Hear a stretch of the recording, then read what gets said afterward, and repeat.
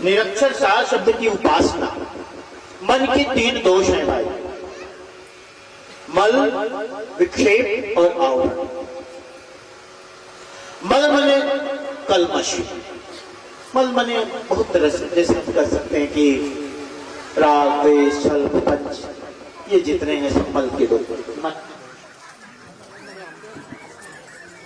कि हे स्वामी, निरक्षर सार शब्द की उपासना करने वालों को हंस गति में मिलने वाले सुख का मैंने आपके मुख से श्रवण किया।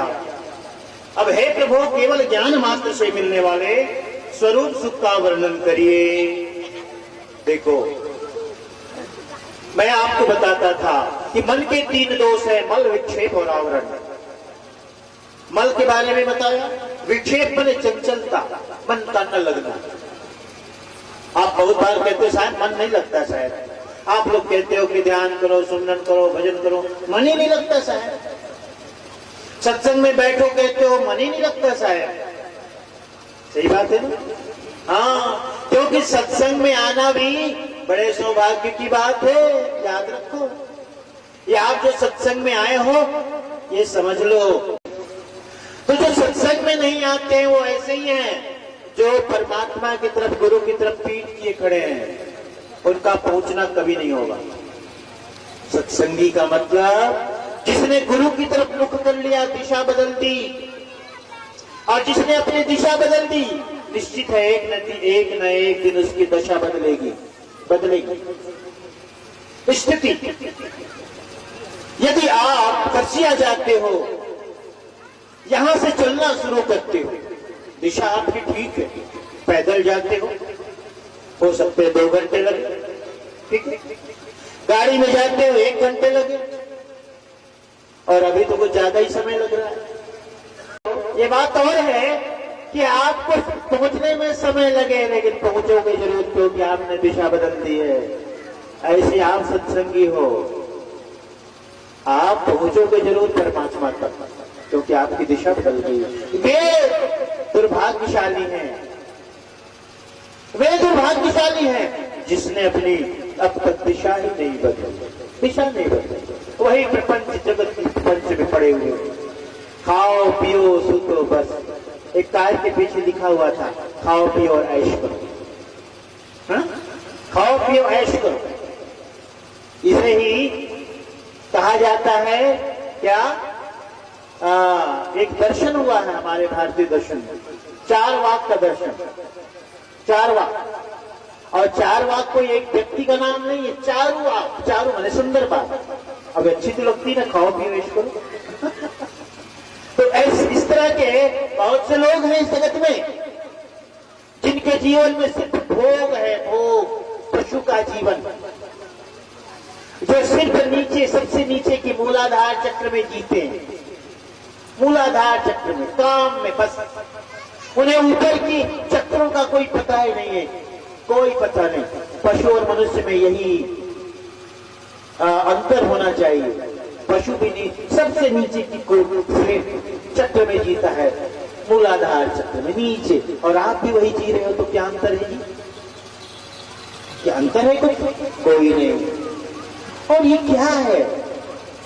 कहते हैं कि मनुष्य तो अगर समझ पूर्ण हो, होश में हो, जागरण में हो, तो एक बार किसी कर्म में उतर जाए तो डबल उतरने की जरूरत नहीं, जरूरत ही नहीं।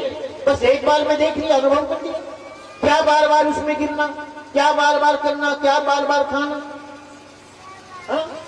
हो गया, जान लिया, बस हो गया।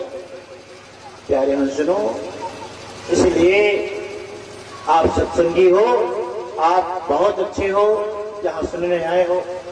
तो देखो, एक तो है उपासना, एक हो गया मल विक्षेप आवरण। तो मल जो दोष है मन का, उसकी निवृत्ति के लिए क्या? निष्काम कर्म, निष्काम कर्म। और जो विक्षेप है, जिससे मन नहीं लगता, मन की चंचलता है, उसके लिए शास्त्रों में बताया गया उपासना करो। उपासना का मतलब उपासना, उप माने समीप, भगवान के समीप, गुरु के समीप, अच्छे साधु संतों के समीप बैठना, यही उपासना है। और उपासना का जो रूढ़ी अर्थ हो गया है, कुछ भजन करना, सुमिरन करना, ध्यान करना, ये भी उपासना। इससे हमारा मन का जो विक्षेप है, मन की चंचलता दूर होती है और यही ज्ञान की जरूरत है। तो धर्मदास साहब यहाँ यही निवेदन कर रहे हैं, हे सदगुरु, आपने उपासना के बारे में तो बताया और उपासना करके जो हंस गति को प्राप्त होते हैं। हंस किसे कहते हैं? हंस गति क्या है? हंस गति है तो भी आपको मैंने कहा 5 शरीरों से जो अपने को पृथक मानता है और सदा उस ज्ञान में, बोध में स्थिर रहता है, वो हंस है। और सामान्य अर्थ में हंस का क्या मतलब है? हंस का मतलब है जिसके जीवन में रहनी कहनी है, आचार विचार है, खान पान की शुद्धता है। इसलिए हमारे यहाँ कहते हैं, जी मेरे सदगुरु दीन दयाल, अहो मेरे साहिब दीन दयाल, ताग से हंस बनाते हैं, ताग से हंस बनाते हैं, अजी मेरे सतगुरु दीन दयाल। सतगुरु दीन दयाल है भाई, दया करने वाला। उसने हमें क्यों? क्योंकि वो काग से हंस बना देते हैं, कौवे से हंस। कौवे का मतलब क्या? कौवे का मतलब जिसके अंदर विवेक नहीं है, जिसके अंदर बोध नहीं है, ज्ञान नहीं है, क्या खाना है क्या नहीं खाना है, विचार करो ना जी। आप शुद्ध शाकाहारी हो, मैं साबित कर दूं आपको। देखो, एक बकरी है, शुद्ध शाकाहारी बनाया परमात्मा ने, मर जाएगी लेकिन घास छोड़ करके मांस नहीं खाएगी। खाएगी क्या? नहीं खाएगी। शेर को परमात्मा ने, प्रकृति ने बनाया मांसाहारी, मर जाएगा लेकिन मांस छोड़ करके घास नहीं खाएगा। आदमी को परमात्मा ने शुद्ध शाकाहारी बनाया। क्यों? कैसे? देखो, मांसाहारी जानवर की सबसे बड़ी पहचान वो जीभ से पानी पीता है। आप पीते हो? सोचो, आप पीते हो? लप लप लप लप करके जीभ को लपलपा के? नहीं भाई, हम लोग नहीं पीते, कोई नहीं पीते, गाय भी नहीं पीती है। कुत्ते को देख लो, बिल्ली को देख लो, शेर को देख लो, सब जीभ से पानी पीते हैं। इसलिए वो, क्योंकि वो मांसाहारी, सबसे बड़ी पहचान। अब एक शेर से तुलना करो अपनी। शेर के पास ताकत है क्योंकि वो मांसाहारी, उसकी जरूरत है शिकार करना। पंजा है क्योंकि वो मांसाहारी है, शिकार करना। चमड़ा है, बड़े बड़े दांत हैं क्योंकि वो मांसाहारी है, शिकार करना है। हाँ, गति है क्योंकि वो मांसाहारी है, शिकार करना। आपका देखो, उनसे मिलान करो, न वैसी आपकी गति है, न वैसे आपका जबड़ा है, न वैसे आपके पंजे हैं, न वैसी आपकी ताकत है। आप शुद्ध शाकाहारी हो, लेकिन आदमी के पास कोई विवेक नहीं भाई, सर्वाहारी, सब खा जाता है, कुछ भी खा जाता है, कुछ भी खा जाता है।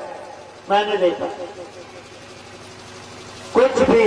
अरे आदमी मुंह में तंबाकू खाता है, बीड़ी पीता है, कितनी बदबू आती है, बास नहीं आती बीड़ी पीने वाले, बदबू खाने वालों। ये मुक्त है, इसी से मुख्यमंत्री बनता है, मुखिया बनता है। हाँ, क्योंकि ये सबसे प्रधान अंग है। प्रधान होने के कारण इसको मुख्य कहते हैं, मुखिया कहते हैं। और जो मुखिया है, क्योंकि इसलिए कि शरीर का पोषण होता है इस मुख से, तो इस मुख को अच्छा रखना चाहिए, सबसे अच्छा, सबसे अच्छा रखो तो मुख को अच्छा रखो। इसलिए मुख में बेकार की चीजों को मत डालो, झोंको मत। झोंक दे रहे हो, जैसे झोंक दे रहे हो, खाओ। कोई गुड़ाखू, कोई तंबाकू, कोई पान, कोई गुटखा, हाँ, और कोई कुछ। अरे नहीं भाई, एक 50,000 की बाइक लेते हो तो लोगों से कहते हो, भैया कहाँ अच्छा पेट्रोल मिलता है? क्यों भाई? अब देखना है ना, गाड़ी नहीं खरीदा हूँ। कहते हैं ना, नकली पेट्रोल होता है, मिलावटी पेट्रोल होता है ना, तो उससे इंजन जल्दी खराब हो जाता है। 50,000 की गाड़ी के लिए इतनी फिक्र, इतनी चिंता। और ये अनमोल शरीर की तो जरा भी चिंता नहीं। सोचने की बात है, हाँ? क्या लेना, सुनो, बातें और दूसरी आ जाती, कहना पड़ जाता है। तो साहब कहते हैं ज्ञान, ज्ञान के बारे में आप बताओ, ज्ञान का मतलब जो जैसा है उस रूप में जाता है। तो मैं बता के आ रहा था, ज्ञान यानी आवरण, मन का जो आवरण दोष है उसके लिए क्या है, आवरण दोष की निवृत्ति ज्ञान से होती है। अब साहब से पूछते हैं ज्ञान का आप वर्णन करें, कि ज्ञान के बारे में आप बताएं। आपने अभी तक उपासना के बारे में, हे सदगुरु, भक्त जनों के कल्याणकारक आपके वचन वेदों के सार रूप हैं। उनमें ऐसी दिव्य शक्ति है कि विषयों में आसक्त प्राणी भी उनको सुनकर तत्काल विषयों को त्याग देता है। तब सदगुरु कबीर साहब क्या कहते हैं, हे धर्मराज जी, यह तुम्हारा प्रश्न मुक्त सज्जनों का कल्याणकारक होने के कारण बहुत अच्छा है। अब स्वरूप प्राप्ति का साधन सुनिए। जिन्होंने निरक्षर पुरुष की उपासना से सतलोक में जाने वाले हंसों की गति को प्राप्त कर ली है, वे निज रूप को प्राप्त कर लेते हैं। हे धर्मराज, पृथ्वी, जल, तेज, वायु और आकाश, इन 5 तत्वों में बलवान तत्व वायु है। अब देखो, अब ये ज्ञान का मतलब है सबके बारे में बताना, जो जैसा है उसे उस रूप में जानना।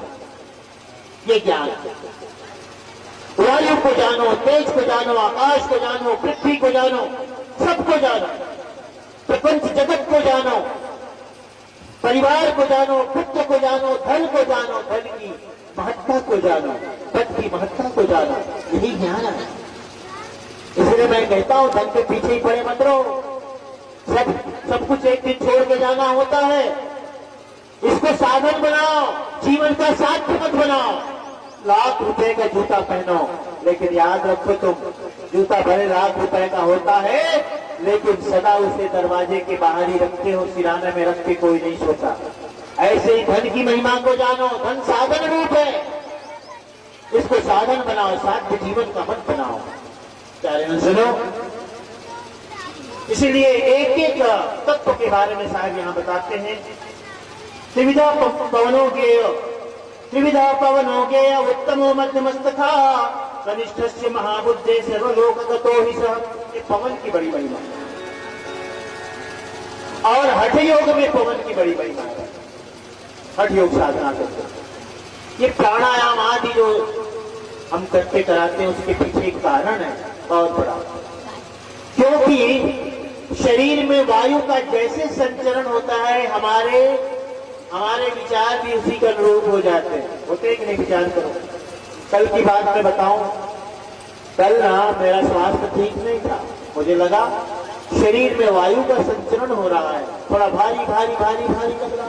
मैंने भोजन नहीं किया दोपहर, क्योंकि कथा कहनी थी, हल्का हो गया।